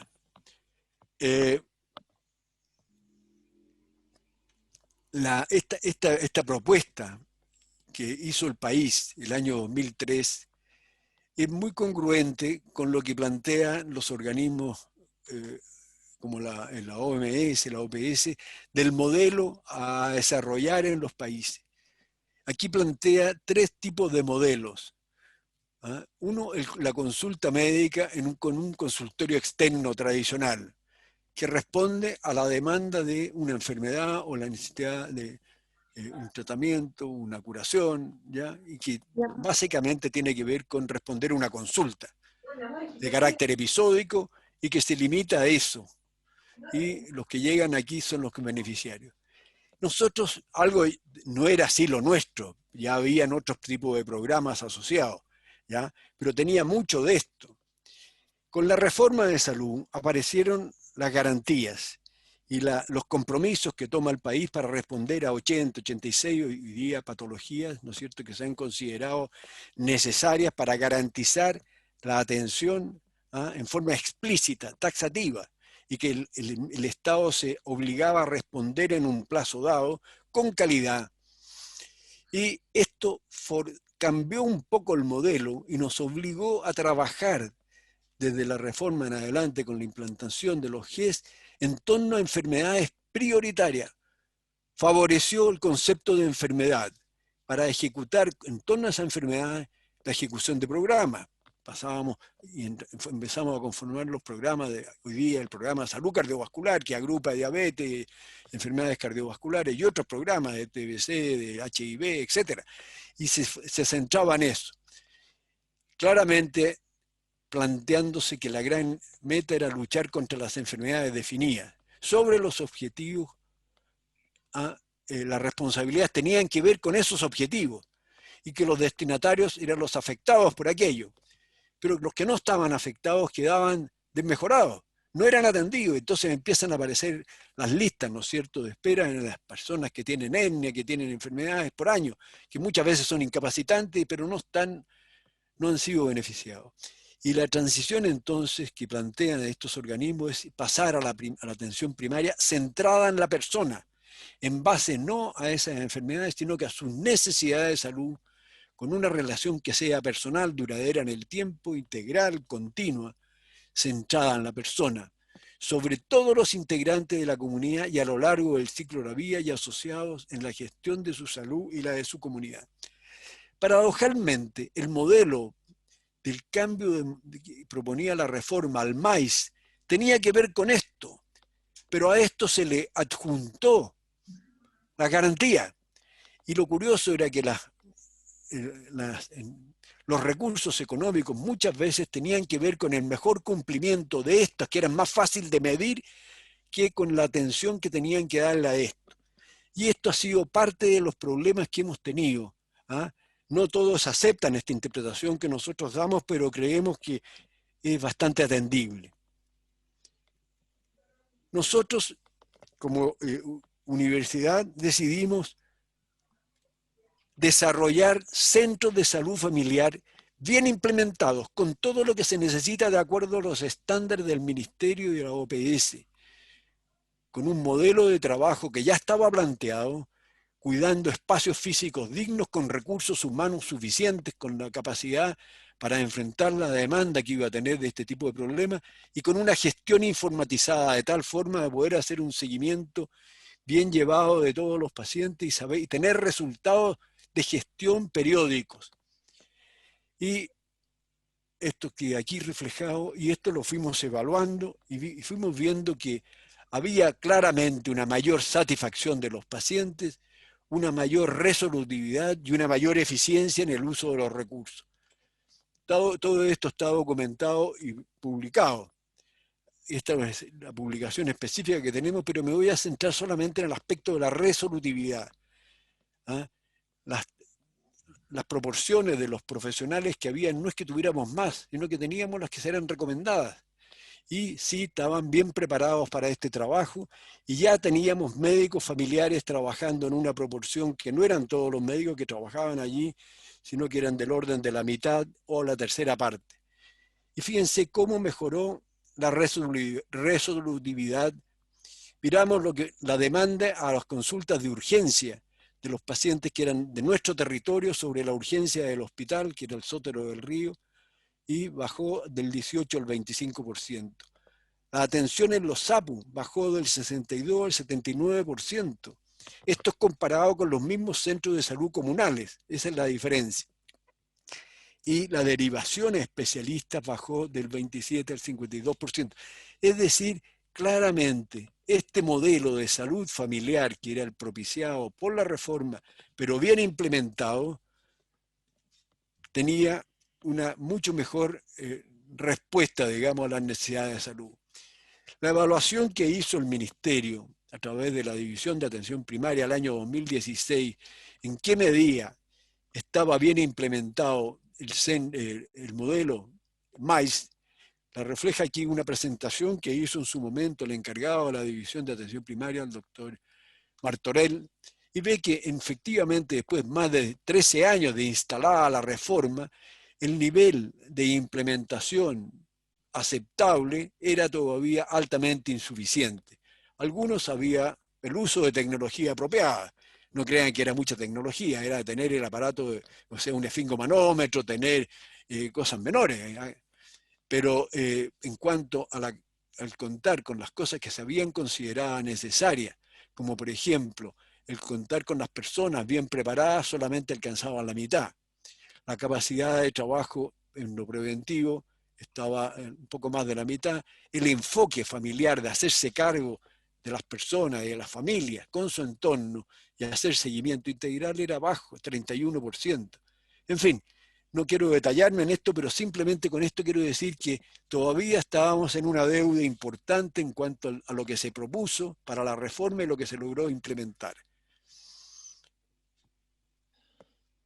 Por lo tanto, nosotros, dado lo que estábamos haciendo, nos dimos cuenta de esto y las complejidades que tenía de hacerse cargo de la población, y nos dábamos cuenta que había una falta de comunicación importante con los centros secundarios y terciarios, en este caso fundamentalmente con el Hospital Sótero del Río, y por lo tanto planteamos desarrollar una estrategia nueva, que le hicimos en conjunto con el Servicio de Salud Suroriente, ¿ya? Y proponiendo lo que se estaba proponiendo en otros países, ¿ah? Y que ya se había estado haciendo y ya teníamos alguna experiencia, para pasar de esta situación dramática que tienen muchas veces nuestros pacientes. Imagínense ustedes un paciente que tiene 5 patologías. ¿Cuántas veces tiene que ir al hospital a retirar sus medicamentos o a ser visto por el médico que tenía que ser visto?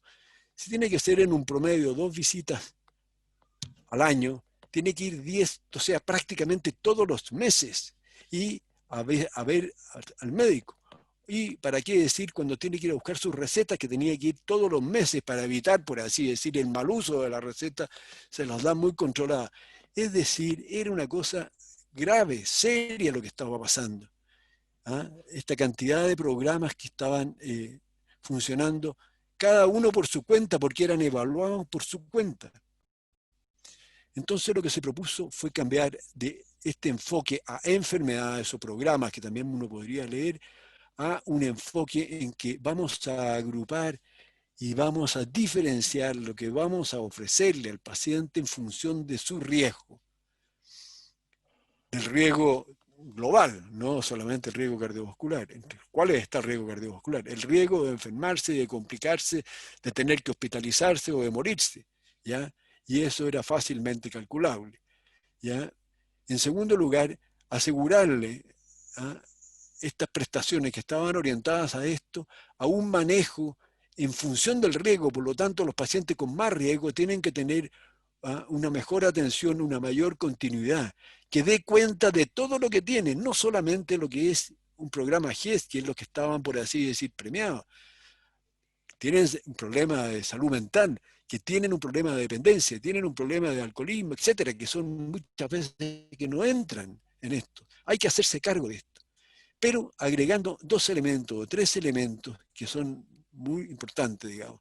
Uno, apoyo al automanejo. Las personas que tienen condiciones para el automanejo, permitirle que puedan empezar a hacerlo, ¿ya? Y apoyarse en la comunidad y con su familia, trabajando con ellos el concepto de responsabilidad y participación compartida, y estableciendo entonces una base de apoyo de comunicación con ellos.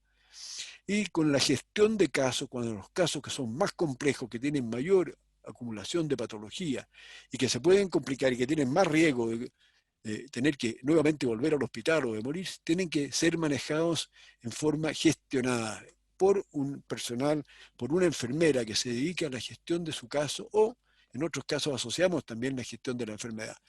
Y todo esto en esta acogida a lo que significa el modelo de salud familiar, que es compartido con el resto del equipo de salud, en que asumen las tareas, esos puntos que ya les mencioné, para los cuales entonces tiene que ser esta mirada integral, ¿ya? Y de seguimiento del caso, y coordinado con la atención que le fue prestada en el centro secundario o en el centro terciario, para lo cual se ha establecido un vínculo y un contacto estrecho a través de compartir una plataforma informática, a partir de que se conocen las personas que están compartiendo los principios y hacia dónde están apuntando, ¿ya?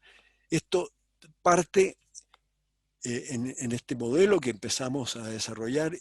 Decidimos iniciarlo a través de un piloto, haciéndonos cargo de los pacientes de más riesgo que tenía al alta desde el Hospital Sotero de Río, y estableciendo entonces con el hospital y los 7 centros de salud familiar. Y con eso pudimos hacer un seguimiento de los resultados. ¿Qué pasaba con esta atención diferente?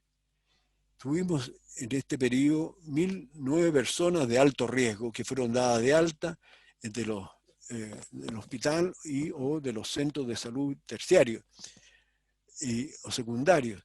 Y los seguimos haciendo este trabajo compartido, combinado con 7 centros de salud. También se incluyó aquí el hospital del Padre Hurtado y se incluyó el hospital de la Florida.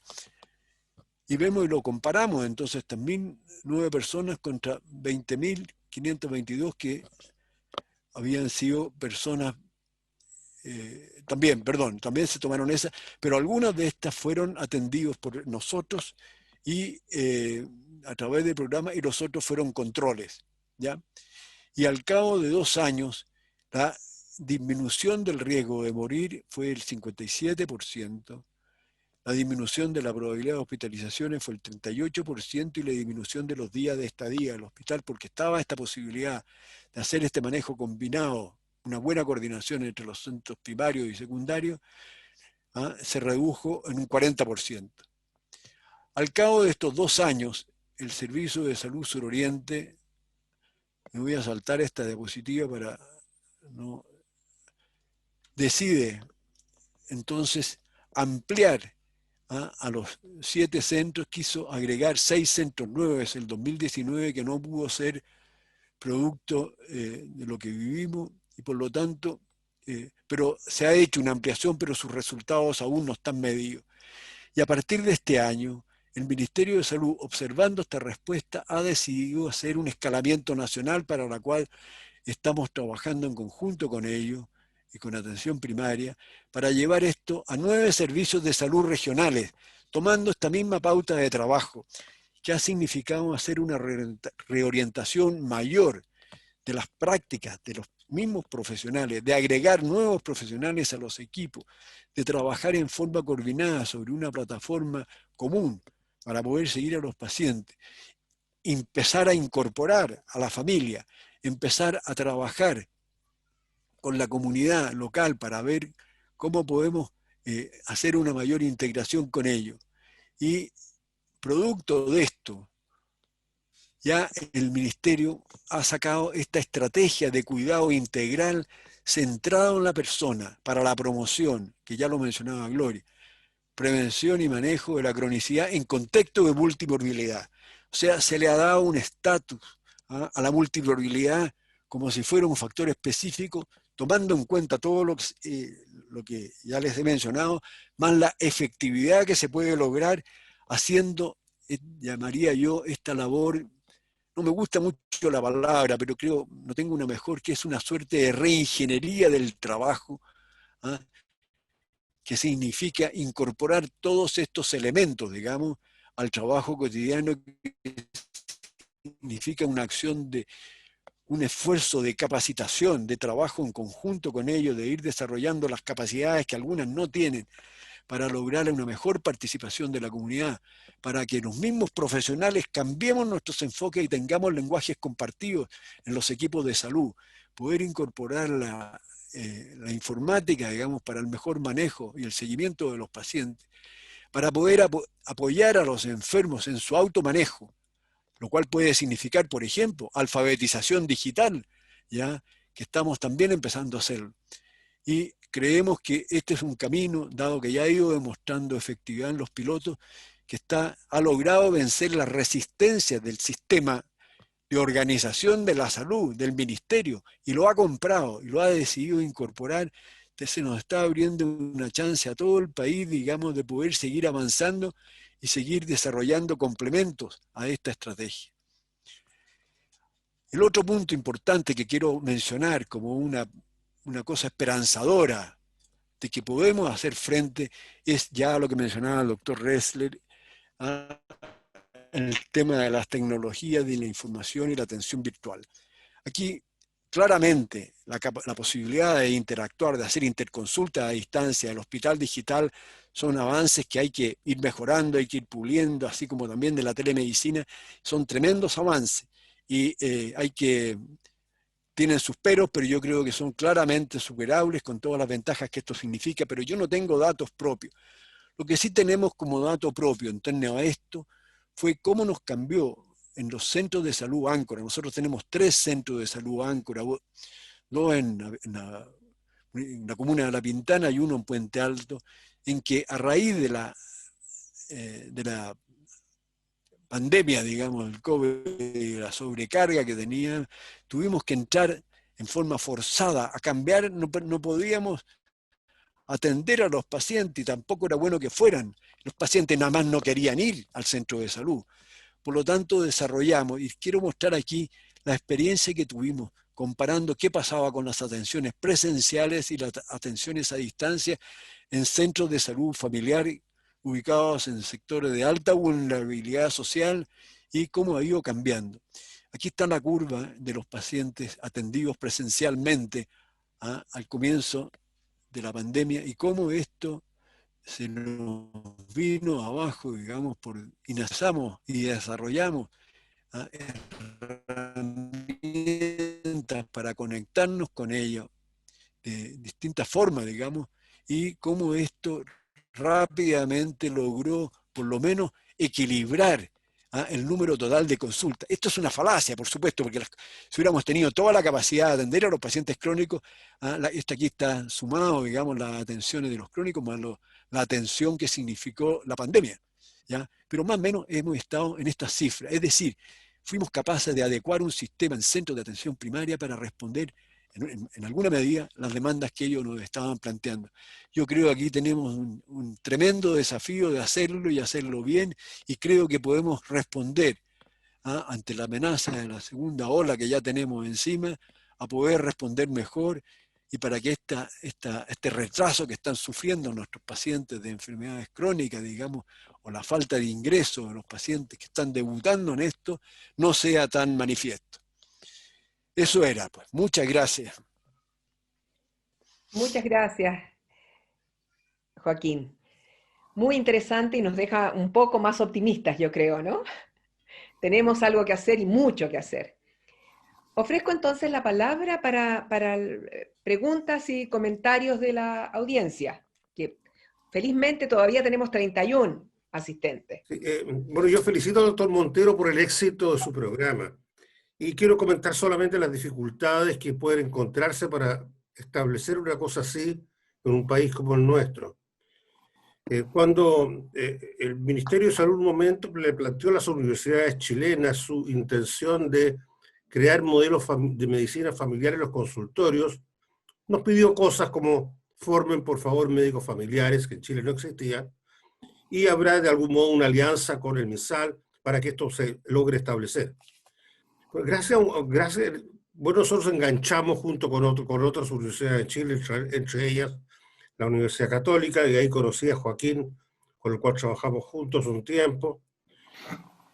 Y con ayuda de la Fundación Kellogg se creó una alianza MinSal, Servicio de Salud Municipal y la comunidad, y obviamente la Facultad de Medicina, que tiene un espectro de carrera bastante amplio, para crear en conjunto un modelo de atención familiar en alguna parte del currículum de la carrera de medicina, que sería la que se asentaría en estos lugares.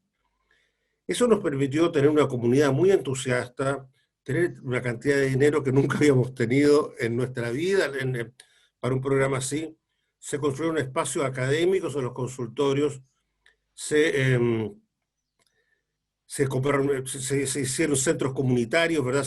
La verdad es que fue una cosa, claramente, un ejemplo y un sentido de pertenencia. El problema fue la continuidad. Yo terminé mi decanato y subió un nuevo decano que dijo que la verdad es que la enseñanza a la medicina no se hacía en los consultorios, que la enseñanza a la medicina se hacía en las facultades de medicina.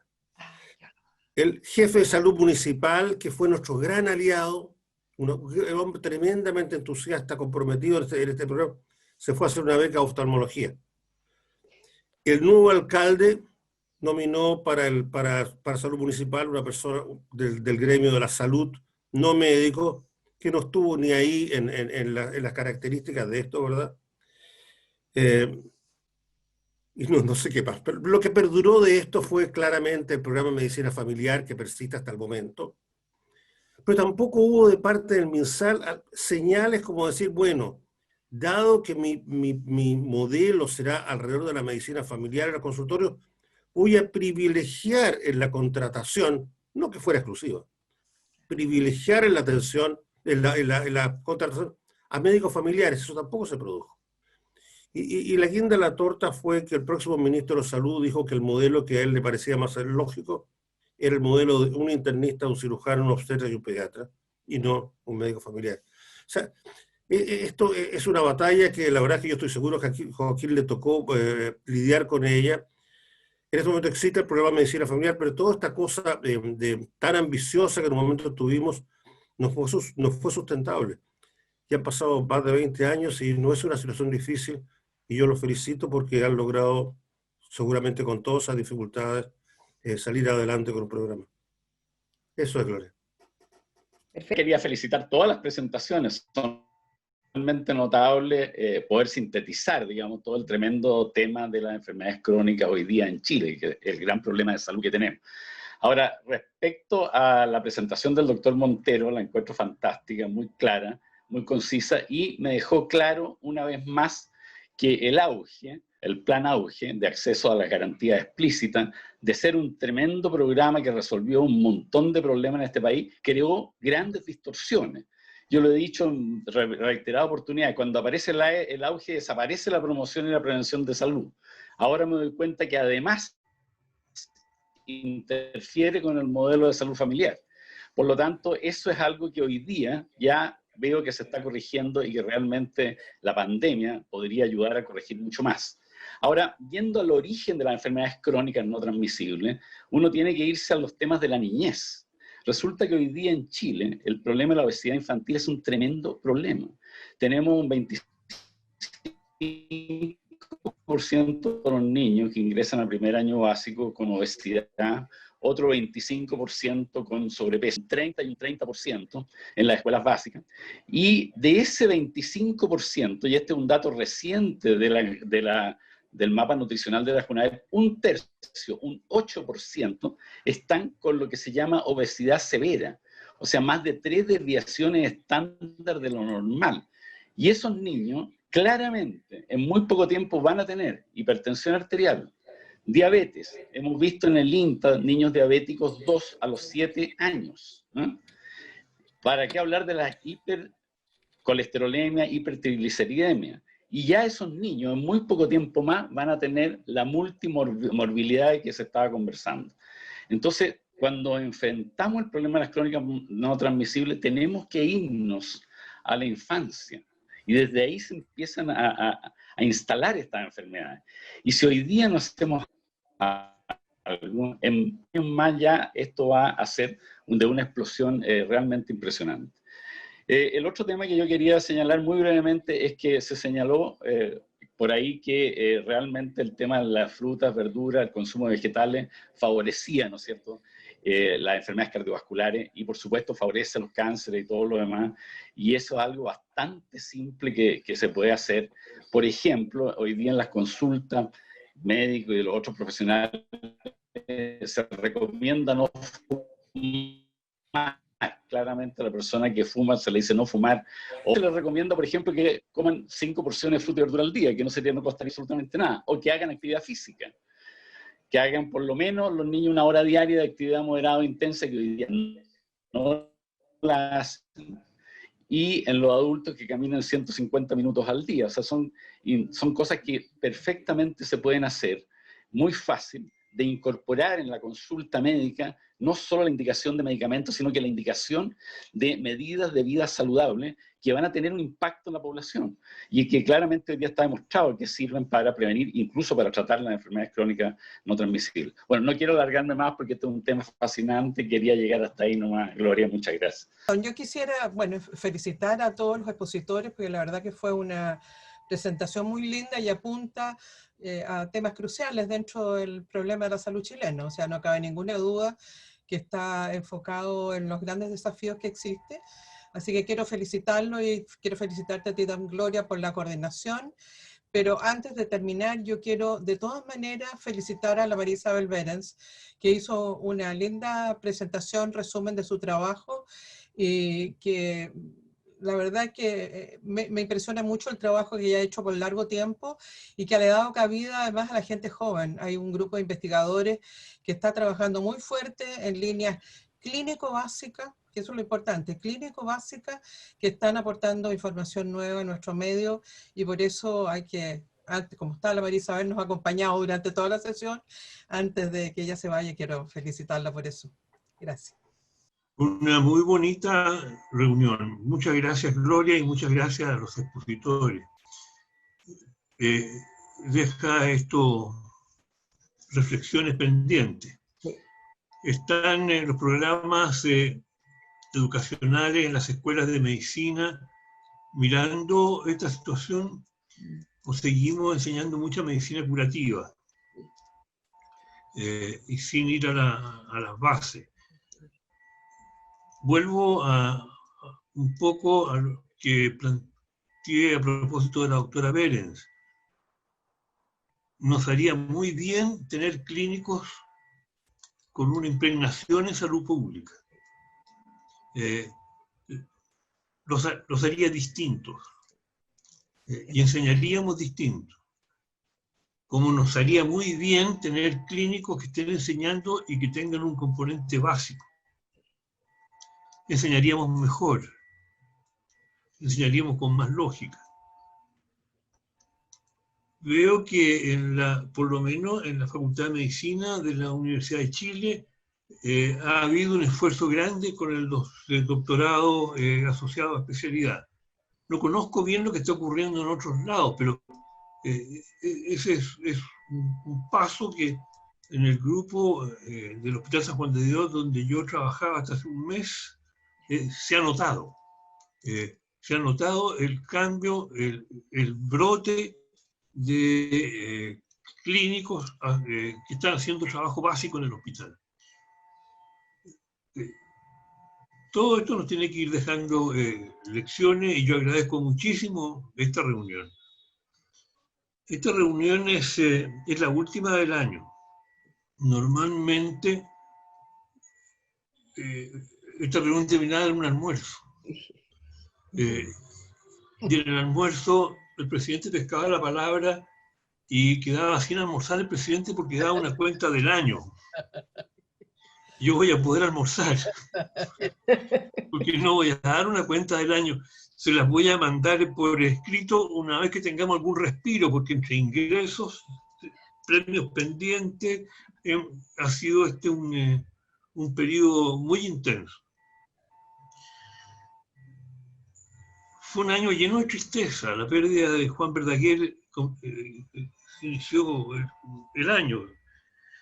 Siguió Manolo García de los Ríos, Eduardo Roseló, don Bernardino,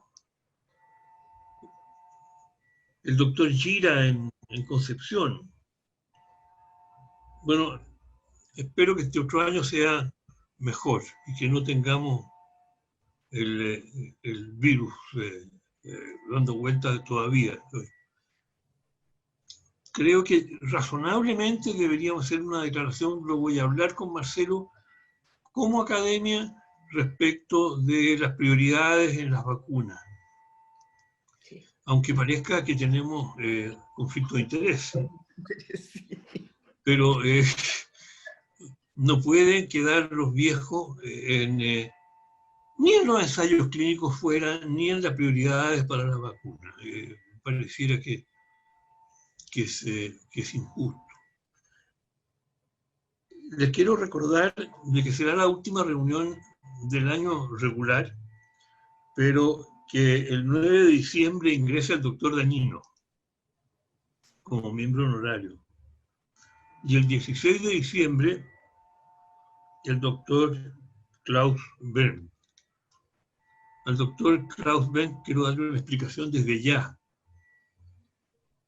No sé cómo voy a tener el estado de conciencia, pero yo tengo armado un viaje con mis hijos a ver el eclipse, que es coincidente con la fecha del doctor y el ingreso del doctor Ben. Lo echaré de menos, doctor Ben, pero estaría mirando el eclipse porque no voy a tener otro muy luego. Y no me va a tocar. Pero el doctor Quesada va a organizar esa reunión y lo va a hacer mejor que yo. Aunque después de toda esta explicación, tal como van las cosas, a lo mejor nos vemos el día de su inauguración, de su ingreso aquí, porque no me van a dejar ir a ver el eclipse, y menos con los nietos. Bueno, muchísimas gracias, que tengan muchas felicidades, que tengan buenas fiestas, y seguiremos viéndolo en una y en otra cosa en los próximos días. Muchas gracias y hasta luego.